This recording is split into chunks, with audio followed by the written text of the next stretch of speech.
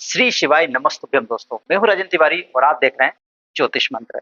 जैसे आप सब जानते हैं कि इस समय सावन का महीना चल रहा है और श्रावण के महीने में देश के अलग-अलग जगहों पे, देश के अलग-अलग शहरों से कांवड़ यात्राएं निकाली जाती है। और आपको मैं ये भी बता देता हूँ कि हर साल की तरह इस साल भी आपको मालूम है कि कुबेरेश्वर धाम में भी कांवड़ यात्रा निकाली जाएगी, जो कि सीहोर से कुबेरेश्वर धाम तक जाएगी। सीहोर की जो कांवड़ यात्रा है उसके बारे में सारी जानकारी मैं आपको देने वाला हूँ कि किस दिन ये कावड़ यात्रा रहेगी, मतलब कौन-सी डेट को कावड़ यात्रा रहेगी, कहाँ से स्टार्ट होगी, कहाँ तक जाएगी, क्या-क्या पूरी चीज़ें हैं, सब चीज़ें मैं इस पे बताने वाला हूँ। अगर आप भी सब कुछ जानना चाहते हैं तो वीडियो को अंत तक ज़रूर देखिए। अगर वीडियो पसंद आए तो लाइक और शेयर कीजिए और हमारे चैनल को सब्सक्राइब करना ना भूलें। तो चलिए शुरू करते हैं।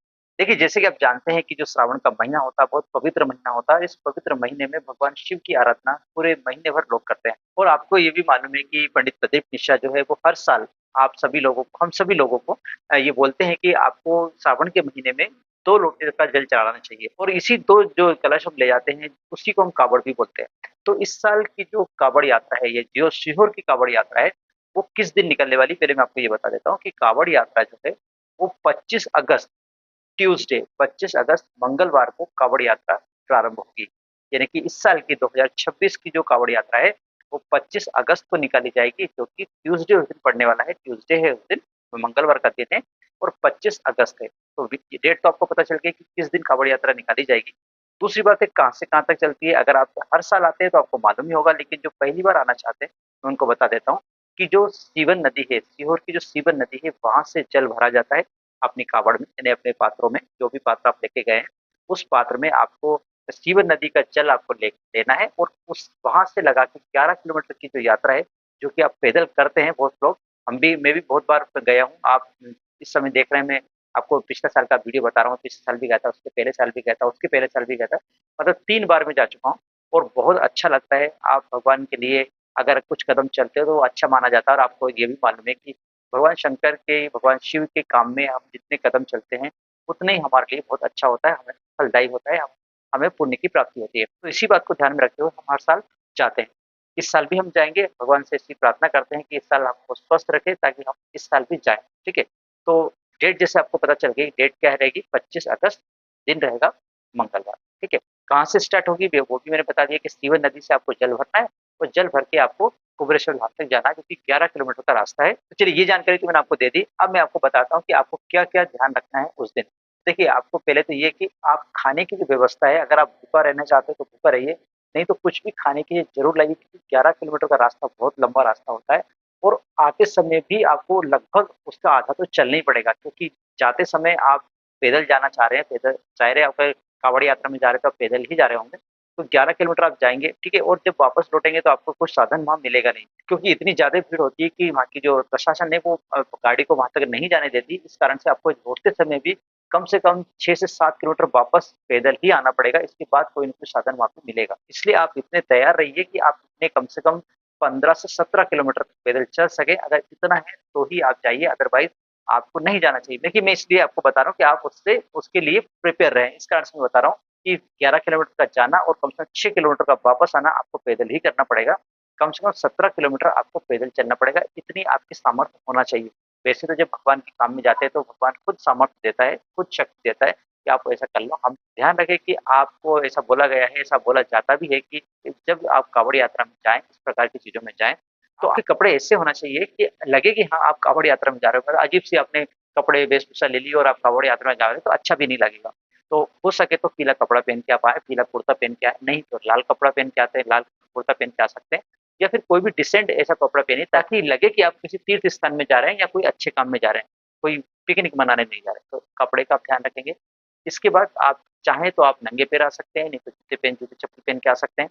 अगर चमड़े के जूते अवॉइड कर सकते हो तो बहुत ही अच्छी बात है, अदरवाइज़ आप कुछ भी पहन सकते हो। दूसरी बात ये बताऊँ, बहुत सारे लोग क्या करते हैं, बड़े-बड़े कलश लेके जाते हैं और आपने देखा होगा कोई 10 केजी का, तो कोई 100 केजी का, ऐसे बहुत बड़े-बड़े तरह के लोग आते हैं, क्योंकि जितनी ज़्यादा श्रद्धा होती है इंसान के अंदर, या फिर किसी की मान्यता भी होती है इस प्रकार की, तो बड़े-बड़े पात्रों में, बड़े-बड़े घड़ों में पानी लेके जाते हैं। लेकिन मेरी सलाह ये है कि अगर आपकी इस प्रकार की कोई मान्यता नहीं है, तो आप बहुत छोटे-छोटे जो है कलश वो ले जाइए, ताकि आपको वज़न नहीं लगे, क्योंकि इतनी दूर तक आपको चलना पड़ेगा, तो काफ़ी दिक्कत भी जाती है। अगर आजकल तो प्लास्टिक के भी आते हैं कलश, उस कलश में पानी भरिए और उसको एक मोली से बाँध दीजिए और मोली से बाँध के आप ऐसे लटका भी सकते हैं। लास्ट में आपने देखा होगा मेरा उस समय आप वीडियो देख रहे होंगे, उसमें मैंने ऐसे ही करा था। आप 2 बॉटल ली थी, दोनों बॉटल को मैंने भर के और इस प्रकार से बाँध लिया था। देखो होता क्या है, कावड़ का मतलब होता है 2 कलश आपको ले जाना है। आप वो उसको किसी भी रूप में ले जा सकते हो। आप बॉटल में ले जा सकते हो, या आप चाहें तो तांबे के पात्र ले जा सकते हो, स्टील के पात्र ले जा सकते हो, पीतल के ले जा सकते हो, आपकी मर्ज़ी है। हमको भगवान के प्रति श्रद्धा दिखानी है, ना कि हमें ये बताना है कि मैं किस पात्र में पानी लेके आया हूँ, जल लेके आया हूँ। ठीक है? तो मेरी सलाह ये रहेगी कि जितने छोटे पात्र होंगे, उतना आप आसानी से अपने आप को एनर्जेटिक रख पाओगे, अपने आप को वहाँ तक जाके वापस आने तक इतना सुरक्षित रख पाओगे, इस कारण से मैं बोल रहा हूँ। अदरवाइज़ आप जितना चाहो पानी ले जा सकते हो, जितना चाहो आप जल ले जा सकते हो। देखिए, ये तो मैंने सारी बातें बता दी। अब जो लोग बाहर से आने वाले हैं, जैसे जो भोपाल और भोपाल के आस-पास या सीहोर के आस-पास के लोग हैं, उनको तो सब जगह मालूम, रास्ता मालूम, कहीं से भी वो आ सकते हैं। लेकिन जो आउट ऑफ स्टेट से आ रहे हैं, क्योंकि अक्सर आपने देखा होगा कि कुबेरेश्वरम धाम में जो भी लोग आते हैं, अक्सर बाहर से बहुत जो लोग आते हैं।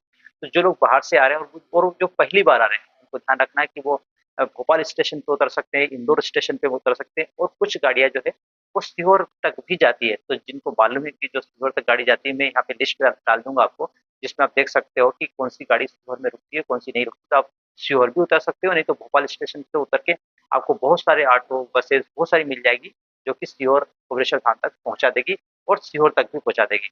बहुत सारे ऑटो उस दिन चलेंगे, वैसे तो रोज़ ही बहुत सारे ऑटो चलते हैं, लेकिन उस दिन विशेष तौर पे बहुत सारे ऑटो चलेंगे। आप किसी भी ऑटो में ₹100 देके, ₹70 देके आप वहाँ तक पहुँच सकते हो। अक्सर उस दिन ₹100 किराया होता है, तो आप ₹100 देके सीहोर चले जाना, और सीहोर से शिवन अच्छी जल भर के आप फिर भुवनेश्वर धाम जा सकते हो। तो जो लोग बाहर से आ रहे हैं उनके लिए मैं बता रहा हूँ, वो भोपाल स्टेशन पे उतर सकते हैं, इंदौर स्टेशन पे उतर सकते हैं, और या फिर सीहोर स्टेशन पे भी कुछ-कुछ गाड़ियाँ का होती है, वहाँ पे उतर सकते हैं। टाइमिंग मैं अब आपको बता दूँ किस टाइम से जो काँवड़ यात्रा वो शुरू होती है। तो देखिए, इसका ऐसा कुछ भी नियम नहीं है कि आपको इतनी बजे से ही शुरू करना है। वैसे पंडित जी अक्सर 9 बजे से शुरू करते हैं। 9 बजे तो सभी लोगों को बोलते हैं कि प्रातः 9 बजे आकर अपनी काँवड़ भर लें, उसके बाद फिर आगे जाएँ। लेकिन ऐसा कोई ज़रूरी नहीं है कि वो 9 बजे ही वो आते हैं 9 बजे, ये सही बात है, लेकिन आप कभी भी जा सकते हो। आप सुबह अर्ली मॉर्निंग से भी आप स्टार्ट कर सकते हो, ताकि आपको भीड़ कम मिले और आप आसानी से अपनी यात्रा को संपन्न कर सकते हो। तो ये था टाइमिंग के बारे में, सारी जानकारी मैंने इस समय दे दी। इसके बाद भी अगर किसी प्रकार की जानकारी आपको चाहिए, तो आप इस वीडियो के कमेंट्स में मुझे कमेंट्स करके ज़रूर पूछिए। मैं पूरी-पूरी कोशिश करूँगा कि जितनी भी जानकारी उपलब्ध होगी, मैं आपको ज़रूर बताऊँगा। आशा करता हूँ कि आपको वीडियो अच्छा लगा होगा। वीडियो अच्छा लगा तो प्लीज़ लाइक कीजिए, शेयर कीजिए और हमारे चैनल को सब्सक्राइब करना ना भूलें। आज के लिए इतना ही, मिलते हैं नए विषय के साथ। तब तक आप एक-दूसरे को मुझे दीजिए आज्ञा।